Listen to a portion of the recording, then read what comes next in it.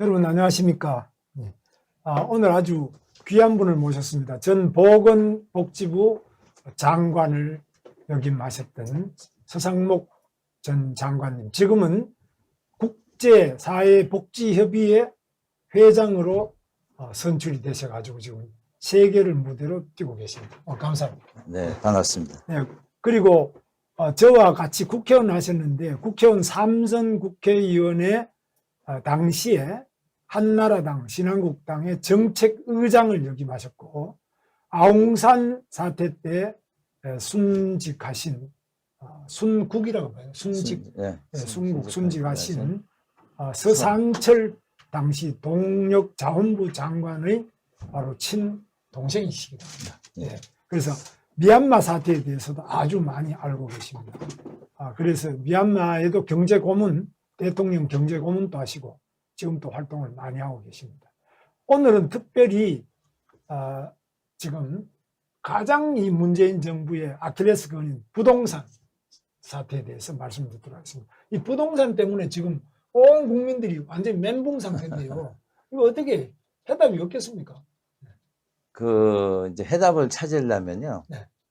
이제 원인을 이제 규명해야 되거든요. 네. 아파서 병원 가면 의사가 이제 진단을 잘해야지, 이제 그 해법이 나오듯이, 그래서 저는 이제 부동산 정책 추진하는 걸 보면은, 경제 전문가 입장에서 굉장히 답답해요. 네. 제가 이제 가끔 신문에 기고도 하고 그러는데 여러 번 이제 글도 쓰고 그러는데, 뭐 25번 정책을 발표를 했거든요. 네. 제가 아침에 세보니까 25번이야 27번쯤 되더라고요. 그러니까 최소 25번 정책을 발표를 했어요. 네. 그래서 제가 이제 아침에 그걸 쭉 보면서, 네. 야, 문재인 대통령과 그 정책을 수립한 사람들, 여당 지도부에서는 굉장히 답답하겠다. 네. 우리가 이렇게 열심히 대책을 만들어서 했는데, 시장에 나타난 결과는 거의 낙제점이거든요. 네. 낙제가 아니라 막 멘붕이다. 멘붕. 그러니까 지금 이번 선거도 그렇고 막 내년 대선도 네. 이게 큰 변수가 될 것 같은데, 네. 그럼 왜 25번이나 이렇게 정책을 발표하고 했는데 이제 결과는 이제 거꾸로 나오느냐? 네. 그것은 이제 잘못 길을 간 거예요. 네. 그래서 이제 우리가 첫 단추를 이렇게 잘못 이제 꿰면은 그다음 아무리 잘해야 이제 그걸 고칠 수가 없거든요. 네. 그러면 어떻게 해야 되냐? 이걸 다 풀어야 돼요. 네. 첫 단추가 새로 꿰야 되는데, 네. 그거를 이제 안 하는 거죠. 네. 그래서 공부는 열심히 하는데 왜 성적이 낙제점일까? 그거는 공부한 책이 잘못된 책을 갖고 공부를 해서 그런 것 같아요. 교과서가 잘못입니다. 예, 학생이 아니, 학생은 열심히 하는데. 학생이 책을 거꾸로 읽는 거 아니, 그건 아니고. 열심히 하는데 교과서가 잘못된 건데. 교과서가 잘못된 이게 이제 부동산이요. 이게 모든 국민이 참여를 하는, 네. 어떻게 보면 가장 큰 시장이라고 볼 수가 있습니다. 네. 그래서 이제 부동산을 이걸 하나의 그 중요한 시장으로 생각을 하고, 정부가 개입을 하더라도요. 그 왜 유능한 그 서핑 선수가 파도의 그 흐름을 타가지고 서핑을 하잖아요. 네. 내가 파도를 보고 싸우겠다. 파도에 뭐 버르장머리를 고쳐주겠다. 네. 이러면 이제 넘어지죠. 네. 그런데 이걸 시장으로 인식을 하지를 않는 것 같아요. 네. 그래서 이제 정부가 이렇게 개입을 해서 정부가 뭐를 하면은 좋은 결과가 나올 것이다. 그러면 그렇게 결과가 나오지 않으면, 야, 이거 시장이 문제가 있는 것 같다. 네. 시장에 참여하는 사람들이 전부 다 이게 투기꾼 같이 보이는 거예요. 욕심이 가득하고. 그러니까 이 사람들을 어떻게 이제 혼내준다. 그렇게 가니까 이제 시장은 이제 결과는 이제 거꾸로 막 나오는 거예요. 네. 그래서 지금 이제 어떤 상태냐. 이제 아파트 값이 오르니까는 전월세 값도 뛸 거 아니에요. 네.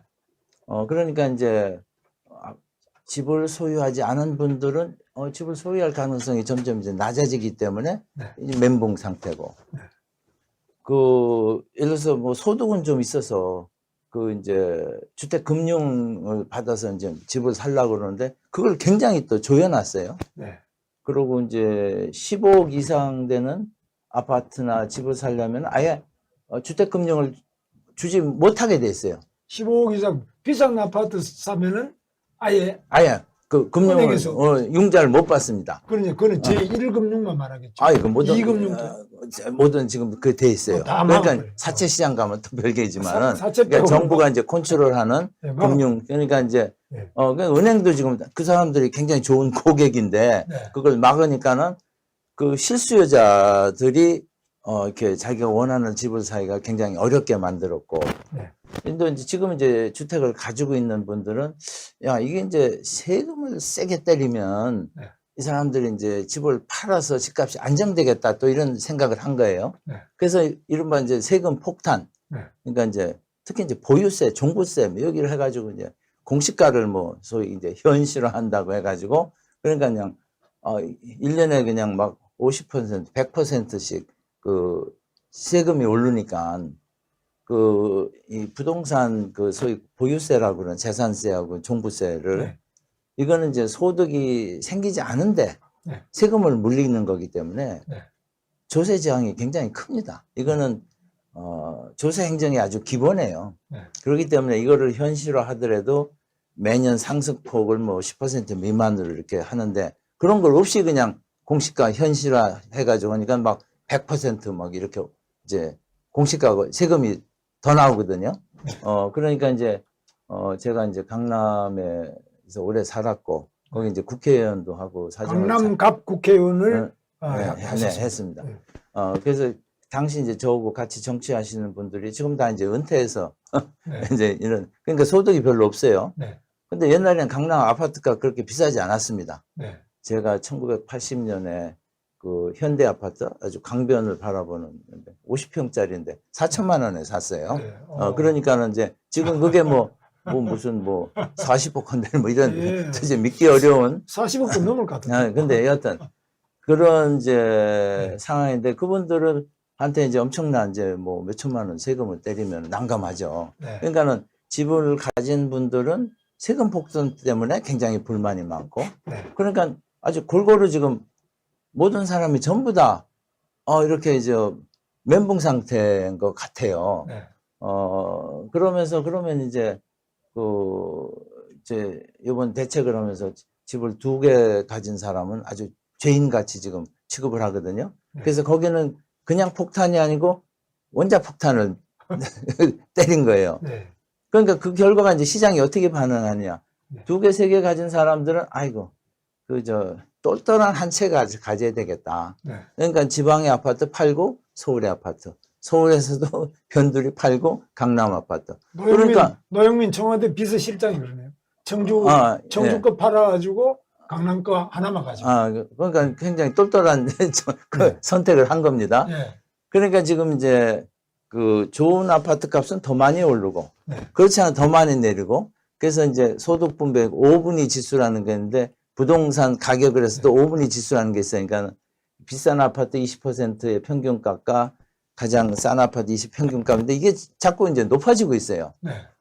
그러니까는 이게 이제 서민을 보호하겠다고 이제 정부가 부동산에 개입을 했는데 서민들 어려워지고 일반 중산층도 어렵고 뭐 모든 사람이 다 지금 불편한 상태에서 어떻게 보면 좀 사면초가 놓였다 이렇게 생각합니다. 오늘 아침 보면은 실거래가보다도 공시지가가 더 높은 데가 제주도하고 서초구에 있다는데 이게 가능한 이야기입니다. 저는 처음 들어보고요. 그러니까 이제 어떻게 실거래가가 공무원들이 책상에서 하니까요. 그걸 어떻게 다 가서 보겠어요. 그러니까 근데 한 아파트 오늘 아침에 보도된 거 보면 같은 아파트 같은 동 안에서 요 왼쪽 오른쪽 완전히 또 한쪽은 높고 한쪽은 낮고 어떻게 그러니까는 저는 이제 전세 파동에는 이제 공시가 파동이 지금 이제 일어나고 있는 것 같아요. 그래서 저는 이 모든 것이 그 시장으로 보질 않고 물론 시장에 놔둔다고 다 좋은 건 아니다. 문제가 있어요. 정부가 개입을 했는데 그러면 시장이 한 80% 이렇게 문제를 해결하고 저절로 나머지 한 20%를 이제 정부가 개입을 해서 시장이 이제 그 부족한 부분을 정부가 해야 되는데 지금 보면은 시장 존재 자체를 완전히 무시하고 네. 정부가 하면 뭐 값도 올렸다 내렸다 할 수 있다고 생각하는 네. 그런 데서 온 것 같습니다. 네. 예. 근데 지금 보면은 정부는 이제 이거 문제가 있구나. 그러니까 아파트를 많이 공급을 해야 되겠다. 이렇게 하고 있는데 지금 공급하는 거는 서울 같은 경우는 결국 재개발 재건축이 한 600군데 된다니까요. 이게 제일 크지 않겠습니까? 그러니까 이제 공급도 처음에는 이제 수요를 억제하는 정책을 많이 했어요. 네, 그거 그러니까 안 되죠. 효과가 없거든요. 안 되죠. 그래서 이제 공급을 해야 되겠다. 그거는 뭐 잘 생각한 건데 네, 문제는 이 공급을 전부 다 이제 공공이 해야 되겠다고 생각을 한 네. 거예요. 그렇죠. 그래서 이제 공공이 하면 결국 이제 LH 공사 같은 데가 이제 주축이 될 수밖에 없죠. 네, 그래서 이제 예전에 이제 변창흠 LH 공사 사장을 네. 아예 이제 국토부 장관을 시켜가지고 LH 같은 이제 공공기관이 중심이 돼가지고 네. 이제 택지를 마련하고 거기에 이제 집을 짓고 하는 걸 이제 발표를 했어요. 그래서 이제 이제 그래도 이제 공급이 뭐 그때 83만 원가요, 제 기억에. 네. 엄청난 그게 이제 서울에만 뭐 33만 원. 네. 그러니까 이제 엄청난 이렇게 공급 확대 정책이 시행이 되면은 좀 안정이 될 수도 있겠다 생각을 했는데 그때 이제 LH 공사 사태가 터진 겁니다. 네. 그러니까 이게 뭐 아니 뭐 고양이한테 생선 가게 맡기는 거 아니냐. 네. 그래서 어떻게 보면 정부 정책하는 분들이 진퇴양난에 빠진 거예요. 네. 그래서 변창흠 장관이 이제 사퇴를 하고 아직 후임자가 이제 발표되지 않았습니다만 그래서 지금 굉장히 지금 어려운 상태에 있는데 이거를 제가 보기에는 이제 왜 이렇게 실패했는지 네. 좀 차분하게 좀 한번 생각을 해가지고 왜 실패? 저는 뭐 하여튼 문재인 대통령과 또 이 부동산 정책의 김수현 전 청와대 예. 사회수석이 있습니다. 사회수석 나중에 정책실장 됐죠. 김수현 이런 사람이 도시 빈민운동. 그러니까 빈민이 된 거는 이 집이 없어서 빈민이다. 부자는 부자 된 게 서울에 집을 가지고 강남에 집 가진 사람 때문에 이 빈민들이 고생한다. 뭐 이런 생각이 많아요. 이 김수현 실장 제가 잘 아는 사람인데 보면 과거의 재정부 국회의원하고 같이 이 사람은 도시 빈민운동, 빈민연구소에 있었어요. 그래서 이 빈민이 집 없는 빈민들, 이제 쪽방촌 또 아주 가난한 도시 빈민 이 사람들을 위해서 나는 정치를 하고 정책을 해야 되겠다. 그러니까 집 가진 사람은 전부 다 그 악마로 보는 거 아니냐. 이게 지금 이 김수현은 지금 관둬서 교수를 하고 있습니다만은 세종대학 교수를 하더라고요. 근데 자기 집은 또 자기 집 앞에 과천 자기 집 앞에는 바로 김수현 지하철역 정거장을 거기다가 만들어가지고 역사를 유치를 해요. 그러니까 이 완전 대표적인 내로남불이죠. 저는 김수현 씨를 잘 모릅니다. 네. 뭐 악수 몇 번 한 정도고, 근데 이제 네. 지사님 얘기 들으니까 네. 조금 이제 이해가 가요. 근데 네. 이분이 노무현 정권 때도 이제 부동산 정책을 했다고 그래요. 그래서 그 실패의 장본은 그래서 이제 제가 이제 노무현 정책 부동산 대책이 나오는 걸 보고 야 이거 뭐 시장하고 싸우겠다는 식이다. 이건 실패한다. 그래서 제가 이제 당시 매일경제 기고를 해서 매일경제 크게 나고 그래서 뭐 그렇게 그런 게 뭐 제가 이제 매일 하나씩 써가지고 해야 되겠다 해가지고 책을 냈는데 책 제목이 시장을 이길 정부는 없답니다. 네. 시장 이길 정부는 없다 예. 해서 했는데 그 아주 딱 좋은 말씀이에요. 근데 노무현 정부 때는 뭐 한 5번, 6번 정도 했는데 이번에는 그냥 25번을 한 거예요. 그러니까 노무현 정부 때보다 더 깊은 수렁에 지금 빠져 있습니다. 네. 그래서 이제 저도 좀 수렁에 빠졌으니까 어떻게 이제 건져내는데 도움을 주고 싶은데 그냥 이렇게 닫는 것 같아요. 자기하고 생각이 다른 사람들의 어드바이스는 받지 않겠다. 네. 그래서 그 적폐 세력으로. 그러니까 이제 부동산 요번 적폐 세력. 이제 지사님도 정치하셨지만 이제 정치 성적표는 선거를 통해서 나타나잖아요. 표로 나타나. 지금 이제 보궐선거가 나니까 네. 그 민주당의 이제 지도부는 네.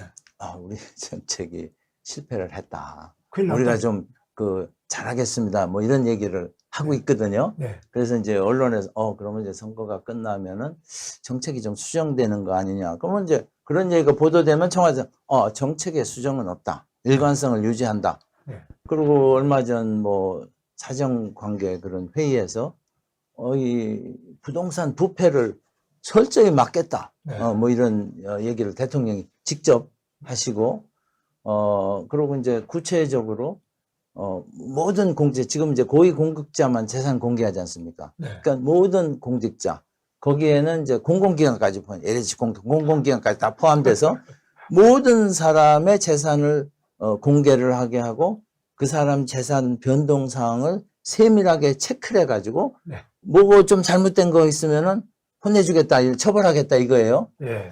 그리고 이제 그것만이 아닙니다. 부동산 거래 무슨 심사원 뭐 이런 걸 만들어 가지고요. 네. 모든 부동산 거래를 이제 들여다 보겠다는 거예요. 네. 그러니까는 이제 기본적인 대통령의 시각은 우리는 정책을 잘하는데 네. 이게 이제 사방에 이제 투기꾼 나쁜 친구들이 있어가지고 이게 효과가 안 난다. 그러니까 이 나쁜 친구들을 다 잡아서 처벌을 하면은 효과가 날 것이다. 이렇게 생각을 하시는 것 같아요. 네. 그래서 이러면은 이제 이번 선거가 끝난 후에도 네. 개선이 되는 게 아니고 뭐 완전히 이제 소위 그 빅브라더 정부가 이제 모든 거래를 네. 다 조사하는. 그러면 이제 조금 있으면 뭐 주식 거래 감시원도 하나 차려야 될 거고요. 네. 이런 식으로 가면 남대문 시장 거래 감시원도 만들어야 돼. 그러니까 이제 모든 시장을 전부 다 정부가 앉아서 거래를 감시하겠다는 거거든요. 그러면 네. 이게 잘못 가도 이제 굉장히 잘못 가는 거예요. 그래서 야, 이거 큰일 났다. 저는 요즘 상당히 탄식이 앞서고 있습니다. 그럼 부동산 거래 분석은 내가 모든 부동산 거래에 대해서 다 일일이 신고하고 또 네, 그걸 그렇죠. 분석하고 자금 출처를 대고 자금 출처 조사하고 네. 통제를 하고 세금을 매기고 그러다 보면은 결국 아무리 사람이 세금을 매기더라도 지금 오늘 아침에 보도처럼 결국은 공시지가라는 것 자체가 실거래보다 더 높아가지고 이게 바로 뭐 부동산의 뭐 종합부동산세나 뭐 부동산세나 건강보험료나 이런 데 영향을 다 미치잖아요. 그럼 이게 지금 아우성이 터지는 거예요. 그러니까 이제 정부가 어떻게 보면 할 수 없는 일을 하겠다고 네. 나선 거고 해서 안 되는 어떻게 또 정부가 하면 안 될 길로 네. 가겠다고 지금 선언을 한 겁니다. 대통령이 직접. 그래서 야, 이게 자꾸 상황이 더 심각해진다. 네. 개선이 돼야 되는데. 네. 그래서 사실 전 좀 답답한 심정으로 이 자리에 있습니다. 그럼 할 수 없는 일이다 이거죠. 할 수 그러니까. 없고 해서는 안 되고. 근데 우리 대통령이나 또 제가 볼 때는 공무원들의 생각은 할 수 있다. 일일이 전부 신고하게 하고 신고 안 하면은 찾아가 또 처벌하고 이렇게 하면은 우리나라가 크지 않기 때문에 그거는 중앙정부가 할 수 있다 이렇게 생각하고 있는 것 같아요. 공무원 다수가 그건 아닌 것 같고요. 대통령 청와대를 움직이는 몇몇 네. 사람들이 이제 대통령한테 그런 생각을 심어줘가지고 네. 대통령은 확실히 그걸 믿고 있는 것 같아요. 네. 그래서 지금 이번 경제팀을 다 바꿔가지고 지금 이제 기재부 이제 공무원 출신들이 갔는데 저는 그 사람들이 진짜 그렇게 생각하지 않는다고 봅니다. 근데 네. 그 사람들이 지금 뭐 딴 얘기를 할 수가 없겠죠. 네. 대통령이 직접 저렇게 강하게 얘기하시는데 그 밑에 뭐 공무원 출신 보좌관들이 어떻게 딴 얘기를 할 수가 있겠습니까? 자, 그러면은 지금 이 대통령이 가지고 있는 생각 이대로 지금 시장을 대통령이 전부 통제를 하고 뭐 대통령이 자기가 못하면은 공무원을 시켜가지고 공무원도 못하면은 새로 부동산 거래 분석원을 만들어가지고 조직을 하나 만들어서 그 다음에 또 신고 제도를 만들어가지고 안 되면 처벌 입법을 해가지고 계속 다스리겠다. 소위 말하면 이 투기꾼들을 다스리겠다. 이런 생각이 머리에 꽉 차 있는 거죠. 예. 그래서 이제 우리가 이제 시장 실패, 정부 실패를 얘기를 하거든요. 네. 경제하는 사람들이. 네. 그 시장 실패를 합니다. 네. 근데 이제 100 중에 시장 실패가 이제 한 5이라고 하면은 그건 이제 정부가 개입해서 네. 시장 실패를 보완을 해야죠. 근데 이게 정부 실패는요, 100 한다면은 한 20, 30개가 나오는 거예요. 네. 훨씬, 그 시장 실패보다 훨씬 훨씬 많다. 가능성이 높다 이런 얘기죠. 그래서 네.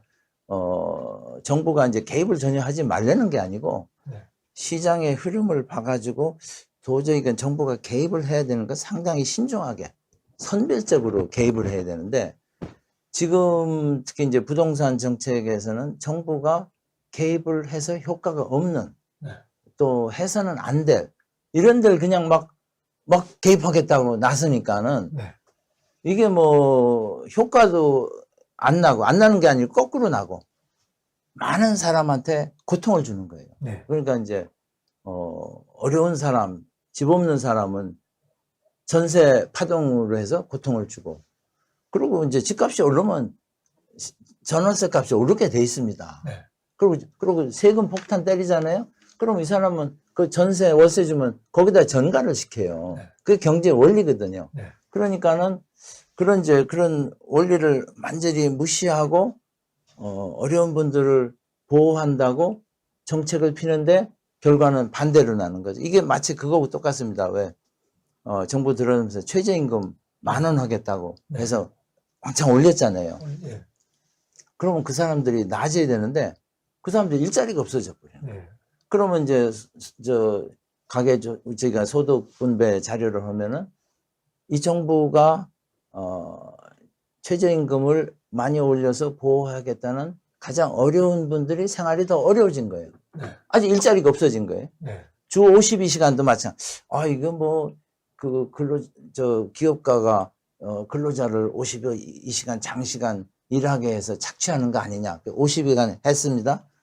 근데 전에는 이제 많은 분들이 52시간 이상 해가지고 거기 이제 오버타임 이걸 받아가지고 네. 소득이 됐는데 그거 하니까 이제 소득이 줄어드는 거예요. 네. 그래서 이게 시장을 어느 정도 이렇게 원리를 알고 그걸 바탕으로 이제 보완책을 나와야 되는데 그걸 완전히 무시하고 내놓은 정책은 정부가 보호하겠다는 계층이 더 이제 어려워지는 결과를 초래한 게 부동산 정책도 그렇고요.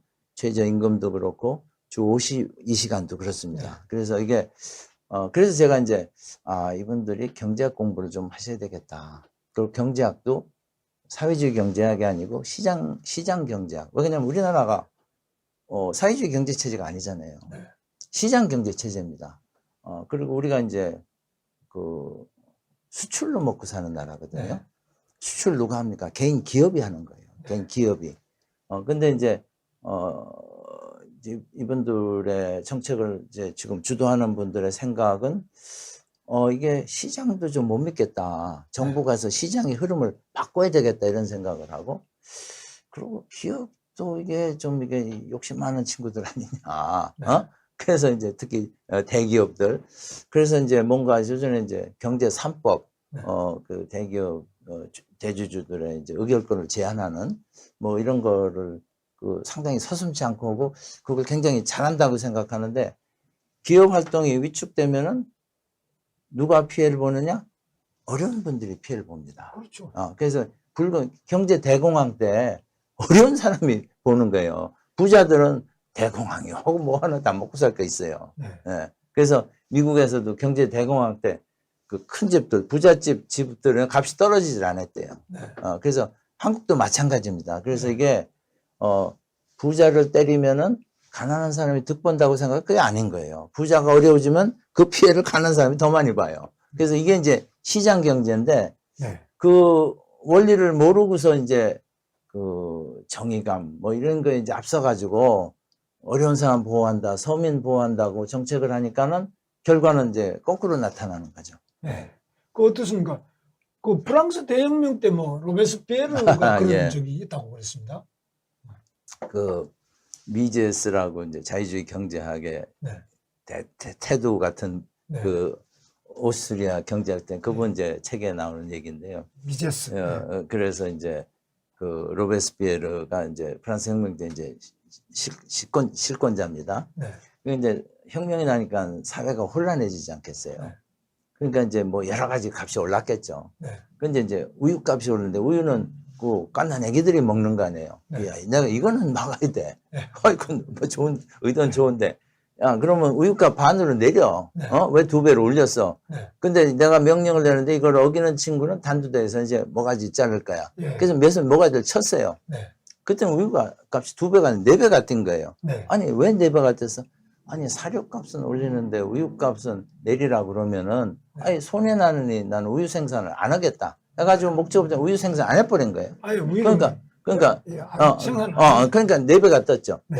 그래? 그러면 사료도 그러면 반값을 내려. 네. 이거 어기는 놈도 이제 단두세 모가지 칠 거야. 그랬더니 이제 8배로 뛴 거예요. 그래서 이거 어떻게 돼? 아니, 사료도, 손해나는 장사를 왜 합니까? 네. 그러니까 이제 사료도 없어, 우유도 공급도 안 해. 그러니까 이제 우유값이 그렇게 8배, 10배가 뛰게 됐어요.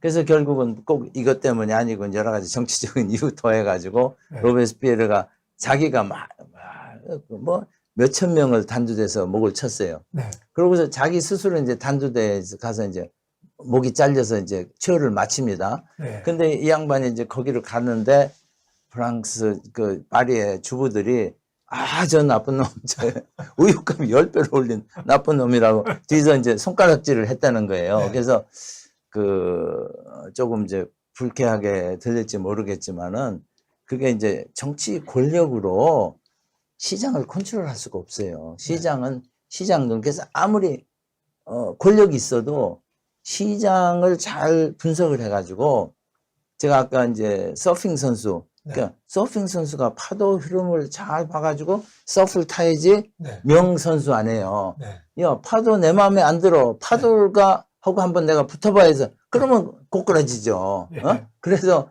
이게 이제 정책, 경제 정책을 하는 사람은 다른 것도 부동산만이 아니고 모든 금융 정책도 그렇고요. 그 시장을 전체 읽을 줄 알아야 됩니다. 시장을 읽어가지고 그 웬만한 건 시장에서 나던데 문제가 있는 거 있지 않습니까? 그러면 아주 선별적으로 그것도 이제 시장의 그 흐름을 활용을 해서 정책을 해야 되는 거예요. 네. 자, 그러면 그러면 정책이 성공하는데 예. 이거 거꾸로 시장을 이렇게 갔는데 나는 반대로 내가 한번 했다 뭐 그럼 뭐 태풍 앞에 내가 태풍하고 싸우겠다는 거나 마찬가지입니다. 네. 그러고서 이제 지면은 야, 이 태풍 나쁜 놈이야. 네. 그래서 이제 태풍을 조지겠다는 거거든. 지금 네. 그러니까 부동산 시장을 조지겠다는 거예요. 네. 그러면 이게 지금 뭐 성공할 수가 없죠. 그게 참 답답합니다. 그러면은 지금 전두환 대통령 때도 그때도 뭐 군사 독재다 뭐 굉장히 상당히 센 정부 아니었습니까? 그러나 경제 부분에 대해서는 그래도 그 당시에 김재익 수석이든지 누구 몇 개가 당신이 대통령이야. 경제는 당신이 대통령, 당신이 해봐 이렇게 일단 맡기잖아요.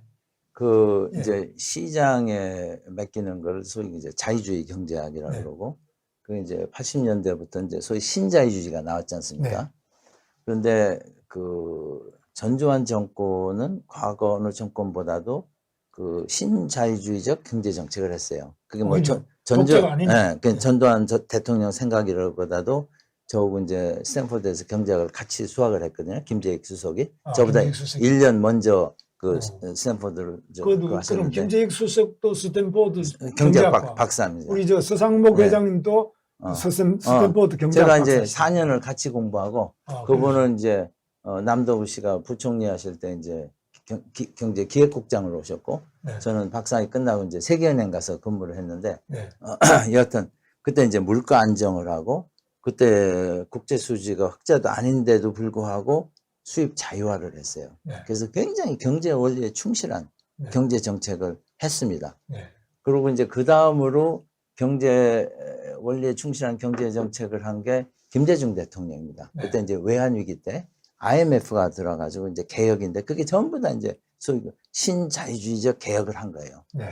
그걸 김대중 대통령이 진보 성향 아닙니까? 네. 정치적으로는. 근데 그걸 그대로 다 받아들였어요. 네. 어떻게 보면 이미 더 얹혔어요. 그래서 그 역대 이제 박정희 대통령도 경제는 뭐 시장 논리를 했지만 그보다 한 발 더 간 게 전두환 대통령이고요. 네. 민주화 이후에는 가장 시장 친화적인 경제 정책을 한 분이, 그리고 개혁을 한 분이 김대중 대통령입니다. 그리고 그다음에 이제 노무현 대통령인데, 노무현 대통령도 대북 정책 이런 데서는 이제 진보 색깔을 냈지, 경제 정책은 굉장히 보수적. 보수적이라는 건 시장 친화적인 정책을 했고, 그런 사람을 경제부총리로 앉혀서 했어요.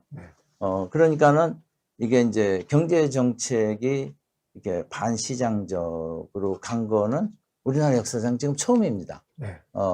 그렇고 이제 지금 그 얘기가 나왔으니까 말인데, 지금 중국의 개혁 개방, 지금 베트남이 그거는데, 이 사람들이 이제 정치는 독재를 해도 공산주의 국가니까 경제 개혁 개방은, 경제는 시장 경제를 한 거예요. 오히려 기업을 우대하고. 그러니까 그리고 이제 우파 정책을 했고, 그리고 이제 브라질의 룰라 대통령 있지 않습니까? 이제 평생 노동운동 한 분이고 아주 골수 좌파입니다. 근데 대통령 되자마자 그 재무부 장관하고 중앙은행 총재를 그 국제사회에서 이렇게 신방을 받는 경제 전문가를 임명을 했어요. 그래서 경제 정책은 완전히 또 시장 친화적인 정책을 해가지고 브라질 경제가 굉장히 잘 됐습니다. 그래서 이 양반이 지금도 인기가 폭발적인 거예요. 그러니까 이제 진보적인 거는 뭐 복지 정책이나 이런 데서 피고, 경제 정책은 시장 친화적으로 해야지 성공을 해요. 더군다나 우리나라는 지금 뭐 수출로 먹고 살기 때문에 시장 친화적인 정책을 안 하면 금방 이제 수출 실적 뭐 해서 금방 성적표가 나옵니다. 그래서 정치는 뭐 선거 때 나오니까 국회는 4년마다 대통령 5년마다 성적표가 나오지만은 경제 성적표는 즉각 실시간으로 나와요. 그러니까는 그 시장 그 친화적이 아닌 정책, 또는 이제 경제를 사실상 이제 기업인이 움직이는데 반기업 정책은 금방 경제 성적표로 나와버리는 거죠.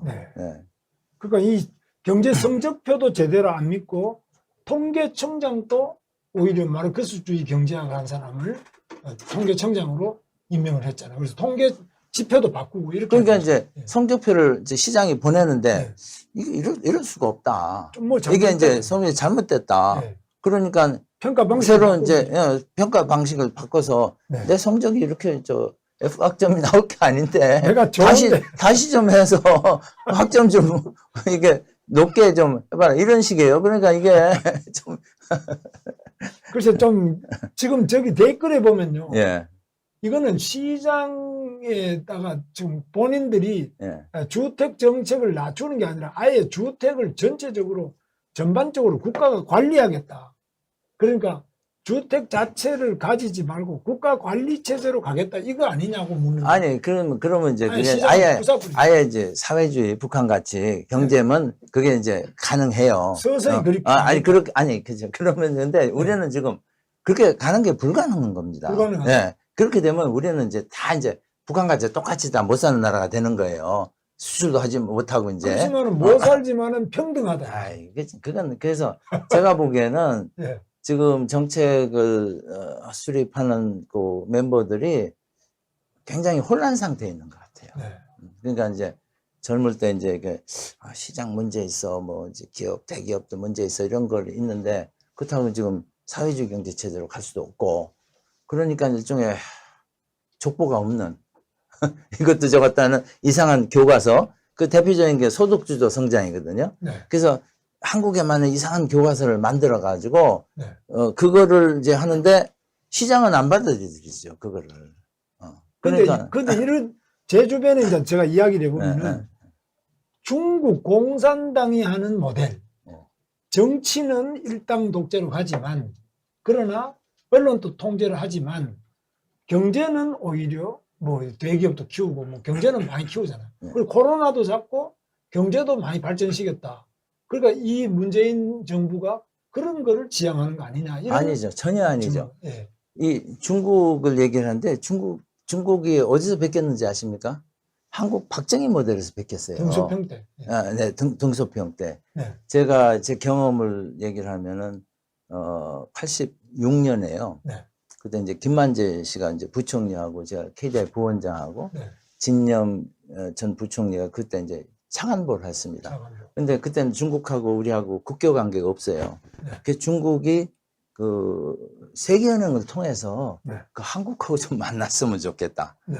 그래서 이제 이제 태국 방콕에서 그 이제 김만재 부총리를 저하고 진념 차관보가 모시고 갔습니다. 거기도 상응한 사람들이 와서 했는데 뭐 아니, 국교 수립 전이네. 전이죠. 네. 그래서 비밀리에 세계은행이 해가지고 태국 방콕에서 만난 거예요. 네. 근데 어떻게 물어보는 게 많은지 이럴 때는 네. 어떻게 저럴 때는.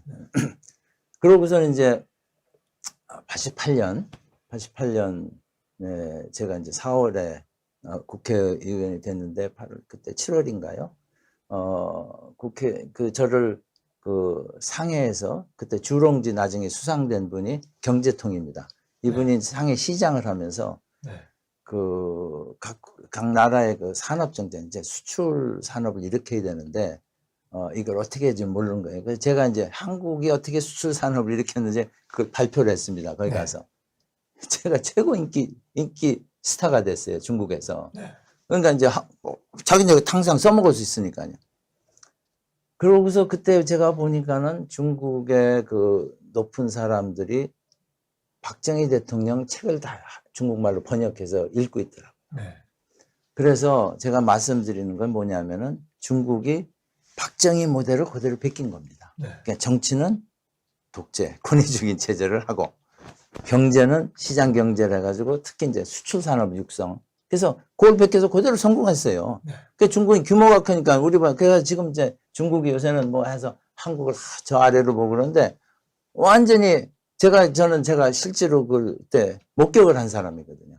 한국 거 박정희 패러다임 그대로 베껴가지고 성공을 했고 그걸 이제 성공에 베낀 게 누구냐? 베트남이 베낀 거예요. 네. 근데 베트남은 이제 작은 나라니까 한국을 이제 선생님으로 생각을 해요. 그래서 베트남은 뭐 벌써 옛날 개방하기 시작할 때부터 저국 국제 이제 무슨 무대에서 만나면 저를 가르쟁이를 붙잡고 계속 묻고 그래요. 지금도 제가 이제 사회복지 협의회 회장을 하고 있는데 푸드뱅크를 베트남에서 이제 만들어 달라고 작년 초에 저를 불러서 뭐 전국의 공무원들을 이제 사회복지 공무원들을 모아놓고 저보고 특강을 해달라고 하는데 코로나 때문에 제가 못 갔어요. 네. 근데 코로나 때문에 좀 진정이 되면 제가 이제 베트남에 가가지고 이제 그걸 할 텐데 베트남은 이제 한국을 선생님 모시니까 기분이 좋은데 중국은 옛날에는 뭐 이제 배우겠다고 야단 요새는 이제 쟤네들이 성공을 하니까 이제 대국으로 이제 상당히 이제 거드름을 피고 그러니까 있습니다. 베트남은 지금 사회복지인데 베트남은 그런 못 먹는 사람한테 배급을 안 해줍니까? 배급 그거는 이제 완전히 경제는 시장 경제로 돼 있죠. 그러니까 네. 빈곤한층의 배급제도 이런 게 그거는 조금 있을지 몰라요. 우리나라도 이제 어려운 분들 구제 제도가 있잖아요. 우리나라는 있죠. 공공부조라고 해서. 그래서 그런 건 좀 있을지 모르겠는데, 경제는 완전히 그하고 이제, 기업하는 사람을 우대하고, 네. 뭐, 거기 삼성이라고 그러면 뭐 아주 최고 대접을 삼성이 하잖아요. 최고죠. 최고 엘리트가 지금 거기. 자, 근데 이제 이 다니지 부분도 앞으로 더 점검을 우리가 이 서상목 칼럼에서 해보겠는데, 문제는 지금 일단 박정희 모델이 꼭 시장 경제냐, 그게 아니고 국가가 상당한 정도로 계획하고, 그러니까 경제 개발 계획, 그리고 국가가 지원을 해가지고 포스코나 주요한 그 산업을 일으켰지 않느냐.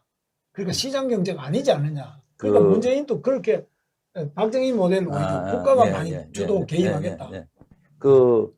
이제 시장 경제를 세 가지로 나눕니다. 네. 이제 하나는 자유시장 경제, 자유시장. 이제 완전히 몇 개는 미국식이 대표적인 거고, 그 다음에 이제 조정시장 경제 해가지고요. 그게 이제 독일하고 일본을 그렇게 분류를 해요. 조정시장. 거기 이제 왜 조정이라는 말이 드냐면 거기는 이제 그 임금을 누가 결정하냐가 핵심인데 그 자유시장 경제에서 임금이 시장에서 결정이 됩니다. 네. 영국, 미국 모델이에요. 네. 근데 조정시장은 노사 합의를 하는 거예요. 네. 우리나라 같은 경총, 노총이 이렇게 해가지고 거기 이제 산별 노조거든요. 네. 그래서 이제 거기서 임금이 결정이 됩니다. 네. 그러니까 근로자 그리고 이제 기업 대표가 모여서 임금이 결정돼요. 그걸 조정시장 경제라고 그러고 한국 박정희는 정부 주도 시장 경제입니다. 네, 정부 주도. 정부가. 그래서 박정희 대통령이 제일 먼저 했는데 은행을 전부 다 국유화했죠. 네. 그래가지고 소위 그 관치금융을 통해서 자원 배분을 한 겁니다. 예. 그래서 근데 이제 굉장히 친기업이죠. 그래가지고 이제 그 재벌도 이제 70년대 뭐 그 정부가 막 육성을 시켜줬죠. 네. 그래서 근데 그건 이제 박정희 모델이고, 네. 그러니까 전두환 때부터 이제 모델이 이제 완전히 바뀝니다. 그 자유주의적인, 그래가지고 그때부터 이제 오히려 재벌에 대한 규제가 들어갑니다. 규제가 들어가고 수입 자유화하고 뭐 이런 식으로. 그런데 지금 정부는 이제 그 박정희 모델하고는 전혀, 박정희 모델은 기업을 정부가 나서 키워줬거든요. 근데 지금은 기업을 키우는 게 아니죠. 정반대죠. 기업이, 특히 대기업은 이게 뭐가 문제가 이제 너무 폭리하는 거 아니냐. 그래가지고, 요즘에 경제 3법이 대표적인 겁니다. 네. 그래서 아주 대주주의 의결권을 제한을 해버렸거든요. 3%로. 네. 그래서 그거는 굉장히 이제 기본, 이제 주식회사 기본 원리에도 근데, 그래서 지금은 박정희 패러다임의 반대, 정부가 개입을 해서 기업을 더 크게 도와주는 게 아니고, 이렇게 좀 더 어렵게 한다고 그럴까요? 꼭 어렵게 하긴 목적에는 그렇지만은 오히려 거꾸로 가죠. 네. 그러니까는 박정희 모델이 아니라고 봅니다. 박정희 모델하고는 완전히 다르다. 다르다. 박정희 모델은 이제- 기업을 지원해는 이거는 상당히 이제, 기업을 지금은 이제 친노조 반기업 정서거든요. 네. 그러니까는 이런 모델은 뭐 좀 없는 것 같아요. 한국에만 있는 것 같아요. 우리나라에 지금 보면 중국식도 아니고 물론 베트남식도 아니고. 중국 공산당, 베트남 공산당도 아니고 그것도 북한은 또 완전히 그건 사회주의 경제고. 사회주의면서 뭐 독재 독재고. 배급 경제고. 그러니까 우리는 박정희 이제 전두환 모델도 아니고. 그러니까 이제 지금 이제 민주화 정치 권력을 독선적 할 수가 없잖아요. 네. 그러니까는 정치는 지금 민주주의 돼 있고 네. 경제는 약간 어설픈 사회주의 비슷한 걸 하는 거죠. 네. 자, 그러니까 그러면 여기 이 부분에 대해서는 별도로 이따 나중에 더 이게 하고요. 굉장히 심각한 문제입니다. 자, 여기서 지금 부동산 정책 때문에 이 문재인 정부가 지금 이번 서울시장, 부산시장 보궐선거에서는 굉장히 코너에 몰렸는데 이 사람들이 지금 선거하는 방식을 보면 오세훈이가 그린벨트에 상속받은 처갓집 8분의 1 땅 그거 투기를 했다. 자기 SH공사를 통해서 투기했다. 그 다음에 저 부산시장에서도 오히려 지금 박영준 후보가 LCT, 그 전망 좋은 아주 바다가 보이는 거기에 특혜 분양받은 거 아니냐. 뭐 이런 식으로 오히려 부동산 문제를 가지고 이쪽을 공격을 해요. 그래서 제가 볼 때는 공격할 거리가 아닌데 자기들이 더 문제가 있는데 공격을 하는데 이 지금 부동산 정책 때문에 표심에 영향을 준다는 거는 분명히 알고 있는 거 같아요. 예, 알죠. 예, 알죠. 근데 이 공격 방향을 오히려 자기들이 고치겠다 이게 아니고 상대방을 공격하는데 제가 볼 때는 공격할 거리가 처음에 없어. 이제 고칠 것 같이 하다가 네. 어디서 이제 뭔가 그렇게 하면 안 된다. 공세로 가야지. 그러면 이제 고치겠다 하면 수세가 되잖아요. 네. 그래서 이제 공세를 해야 되겠다. 하니까 이제 인신공격으로 가는 거죠. 그렇죠. 아니, 근데 인신공격으로. 인신공격도 할 만한 건 하면 좋은데. 근데 뭐 제가 볼 글쎄요, 때는 뭐. 그게 꼭 그렇게 공격해가지고 과연 부동산 정책이 그게 이쪽은 그러니까 국민의힘은 투기권 세력 후보들을 내놨다. 자기 집 그렇게 투기, 하는 거예요. 예. 자기 그린벨트에 뭐 상속받은 것도 투기로 뭐 생태 땅을 끓이면서 이렇게 한단 말이죠. 그래서 근데 이거는- 이제 그런 게 이제 네. 설득력이 없는 게요. 네. 지금 이제 정권 내 핵심적인 사람들이 네. 예, 부동산 투기한 게 나오잖아요. 네. 요전에 무슨 대변인가 하던 사람 김의겸 그 흑석 선생. 해가지고 그만 사표를 내고 나왔잖아요. 그 사람이 지금 전국구로 이제 비례대표로 국회의원이 됐습니다. 국회의원도 됐어요. 그것도 선거 직전에. 돈도 많이 그래서 벌었어요. 저 같으면은 그런 사람은 자진 사퇴시키겠어요. 네. 왜냐하면 지금 부동산이 뜨거운 감자인데 네. 부동산 투기했다고 청와대 이제 대변직도 그만둔 사람을 선거 직전에 네. 이게 전국구로 국회의원으로 내놓을 수 없거든요. 네. 그러니까는 그것도 지금 국민들한테 설득이 안 되는 거예요. 그러면 자기네들은 부동산 투기에서 완전히 자유로워야 될 거 아니에요. 네. 근데 뒤져보면 그렇지 않거든요. 지금도 뭐 지금 조사 저는 모르지만은 하면은 아니 그런 어디가 개발되는 정보를 여권에 있는 사람이 더 잘 알지 물론 야권이 알 수 있겠어요. 네. 어? 그러니까 그 해당되는 공무원들하고 그 공무원도 주려면 여권 사람한테 주지 그 야권에 줬다가 그렇죠. 네. 큰일 나니까. 네. 그러니까는 이게 이제 그 자기 발목을 잡는 거예요. 네. 이걸 갖다가 이제 투기 세력 몰아가 조사하고 하면은 자기네 식구들이 더 많이 나올 텐데요. 제가 조사는 안 해봤지만 네. 그거는 힘 있는 사람이 더 많이 나오게 돼 있습니다. 근데 네. 지금 힘 있는 사람 누구예요? 여권에 있는 사람들이죠. 그러면 이 사람들 일단은 지금 현재는 부동산 정책에 대해서 대전환을 해야 맞다는 거 아닙니까? 그렇죠? 그렇죠. 지금까지 시장을 이기려고 하는 것보다는 시장이 요구하는 대로 그러면 이제 재개발, 재건축을 해야지 이 낡은 집이 압구정도 똑같더라고요. 낡은 집이 이제 지은 지가 다 한 30년, 40년. 아유, 됐어요. 뭐 형편없어요. 40년 제가 넘었네. 사는 거기 지하 주차장도 없고요. 주차가 항상 문제다. 아주 뭐 형편없습니다. 한 4, 50년 이래 돼버리는 아파트도 그 부자 동네니까 안 해준다. 도장을 안 찍어주다가 네. 이제 박원순 시장이 가고 난 다음에 이번에는 빨리 그것을 재개발, 재건축 도장을 찍어주겠다는 게 오세훈 후보인데 박영선 후보도 얼른 따라가서 내가 더 빨리 해주겠다 이러면 오히려 뼈가 나갈 수도 있어요. 근데 그걸 자꾸 막는 식으로 가버릴 때는 그거는 지금 안 된다는 거 아니에요. 그래서 제가 보기에는 이분들이 이제 부동산 정책에서는 길을 잃은 것 같아요. 길을 잃었기 때문에 뭐가 이렇게 그 일관성 있는 이게 이제 대책이 나오기가 어렵고 그러다 보니까 자꾸 이제 선거가 이제 그 더 꼬이는 거예요. 네거티브로 네. 네거티브밖에 할 수가 없는 거죠. 자, 이거를 잘못했습니다 하다 보니까 이게 이제 선거 전략을 별로 안 좋거든요. 이게 이제 공격을 해야지. 선거 많이 해보셨잖아요. 네. 아, 내가 뭐, 예를 들어 지사인데, 내가 지사할 때 이거 잘못해서 죄송합니다. 맨날 이러고만 다니면 표가 나오겠어요. 낙선이죠. 낙선이죠. 그러니까는 공세를 해야죠. 상대방 약점이 뭔지 해서 그거는 선거 할 수 없습니다. 그래서 네. 저는 선거 전략으로는 무조건 공격. 맞는데, 선거 끝나고 나서라도 네. 그 조용히 앉아서 자성의 시간을 좀 가졌으면 좋겠어요. 부동산 왜 이렇게 됐지? 이게 이번 이제 만약에 내일 선거니까 지금 모르겠어요. 결과 만약에 진다 그러면 부동산이 핵심 그겁니다. 네. 근데 이거 제대로 못 잡으면 내년 대선도 여당한테 불리해요. 네. 그럼 내년 대선 하려면 지금 문재인 대통령이 얘기하는 식으로 가면은 이제 더 망합니다. 네. 그럼 생각해 보세요. 모든 이제 공무원들, 공기업에 있는 사람들 다 조사한다면 거기 그것도 표밭인데. 그렇죠. 그거 기분 나쁘죠. 그 사람들은 안 찍죠. 네. 그리고 이제 모든 부동산 거래를 감시하겠다는 거거든요. 네. 그럼 부동산 거래 안 하는 사람이 얼마나 어디 있어요. 우리나라 국민 5천만 중에 한 명도 없죠. 그래서 집 살라 그러면 뭐 부모한테 뭐 돈도 지원도 좀 받고 해야지. 그 100% 자기 그 출처 그거 할 수 있는 사람 얼마나 되겠어요. 전세도 똑같죠. 전세도 그렇고. 월세도 똑같죠. 그러니까 일체 지가 번 돈으로만 하라고 이제 해야 된단 말이에요. 그러니까 네. 부동산 거래가 모든 사람인데 이것도 이제 표 떨어지는 일이에요. 네. 그러니까는 제가 보기에는 야 이거 왜 지금 대선 1년 앞두고 표 떨어지는 쪽으로만 자꾸 가겠다고 청와대가 앞장서는지. 네. 그래서 그 대통령 참모진이 심각한 지금 문제가 있는 거 아니냐. 정치 공학적으로 봐서 저는 그 얘기입니다. 제가 경제학자로 봐서는 말할 것도 없고, 네.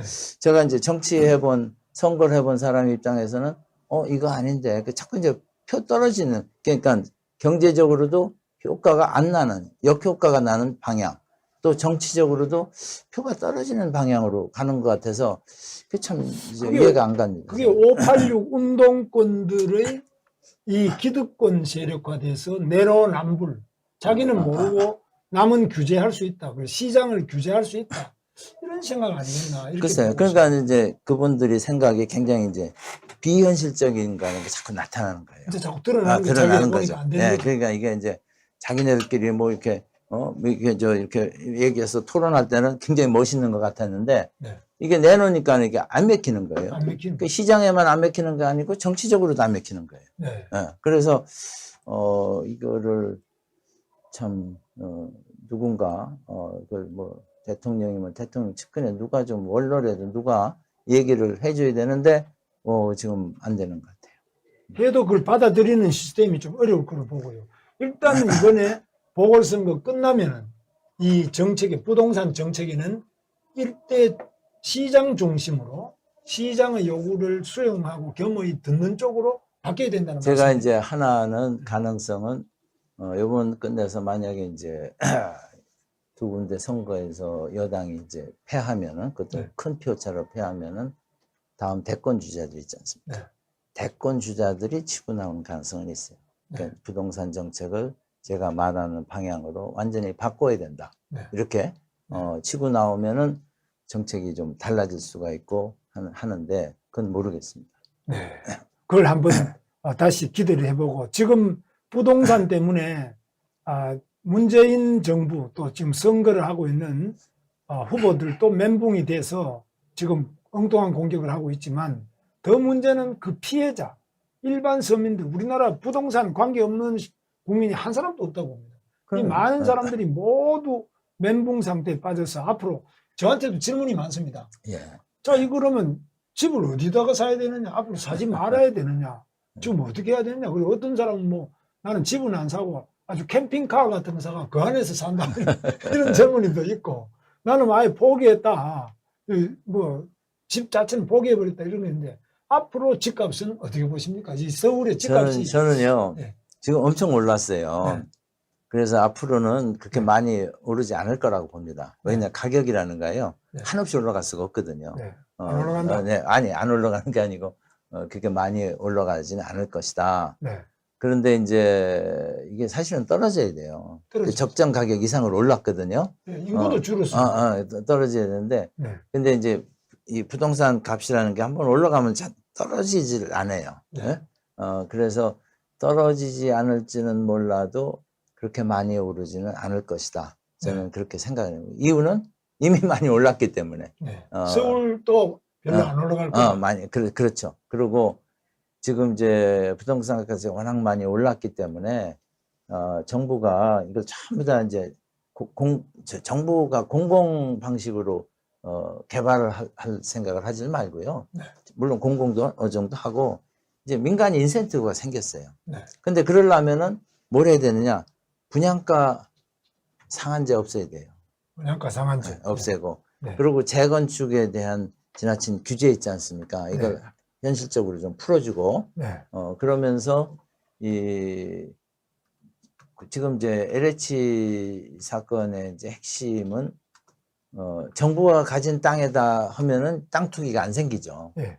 그런데 이제 정부가 소유하지 않은 땅에다 하니까 그걸 미리 알면은 그 땅값이 오를 거 아닙니까? 네. 당연히. 네. 그래서 지금과 같이 정부가 택지를 이제 민간의 소유의 택지를 사가지고 개발해서 하는 거를 네. 비중을 좀 줄여야 돼요. 전혀 네. 안 할 수는 없을지 모르지만 네. 공급 확대 예전에 이제 변창흠 장관이 내놓은 거를 좀 이제 다시 재점검을 해봐야 됩니다. 네. 그래서 그러니까 우선순위가 이제 얼마나 민간이 개발해서 시장에 의해서 공급될 수 있는 게 얼마나 되는지 네. 그리고 이제 중앙정부나 지방정부가 소유하고 있는 땅들이 있거든요. 네. 그러면 거기는 투기 가능성이 없잖아요. 네. 그래서 이제 그런 거를 활용할 수 있는 게 얼마나 되는지. 네. 그래서 그 공급 대책을 예전에 83만 호 변창흠 장관이 내놓은 거를 그런 식에서 한번 내용을 방식을 한번 점검을 할 필요가 있다고 봅니다. 네.